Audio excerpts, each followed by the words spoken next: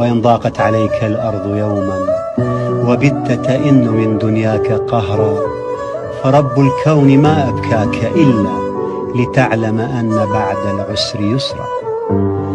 وإن جار الزمان عليك فاصبر وسل مولاك توفيقا وأجرا، لعل الله أن يجزيك خيرا ويملأ قلبك المكسور صبرا.